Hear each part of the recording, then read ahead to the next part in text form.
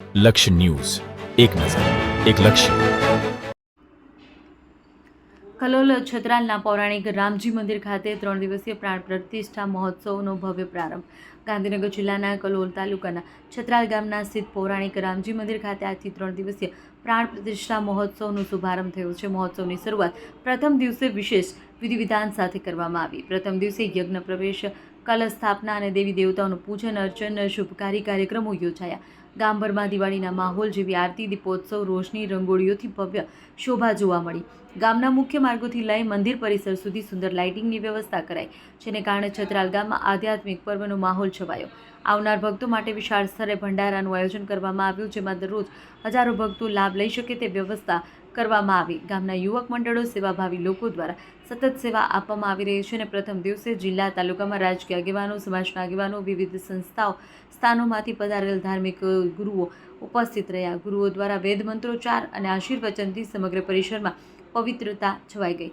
3 દિવસીય કાર્યક્રમને ધ્યાનમાં રાખી સમગ્ર મંદિર પ્રાંગણનો વિશેષ શણગાર કરવામાં આવ્યો. ભગવાન શ્રી રામ અને સબરી માતાના અનોખા દર્શનનું વિશેષ આયોજન કરાયું. શિવજીની જટામાંથી ગંગા નીકળતી કૃતિનું આકર્ષણ, મોડલ મંદિરને ફૂલોથી અને પરંપરાગત તોરણથી શણગાર ભક્તોને આ કાર્યક્રમ દરમિયાન આકર્ષણનું મુખ્ય કેન્દ્ર બની ગયા છે. ભક્તોમાં ખાસ ઉત્સાહ જોવા મળી રહ્યો છે અને 3 દિવસ દરમિયાન મોટી સંખ્યામાં ભક્તો ઉમટી પડવાની સંભાવના છે. લક્ષ્ય ન્યૂઝ, સંજય નાયક. હું બિપિનભાઈ જેઠાભાઈ પટેલ રામજી મંદિર ટ્રસ્ટનો ટ્રસ્ટી છું. આ મંદિરનું નિર્માણ કાર્ય આજથી 2.5 વર્ષ પહેલાં શરૂ કરેલું. અત્યારે એનો પ્રાણ પ્રતિષ્ઠા મહોત્સવ ચાલે છે. યજ્ઞ કાર્ય બી ચાલુ છે.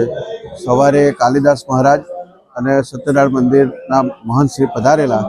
સાંજે હર્ષદભાઈ ધારાસભ્ય અને ડાયરાના કલાકાર પધારવાના છે. ટોટલ કાર્યક્રમ 3 દિવસનો છે.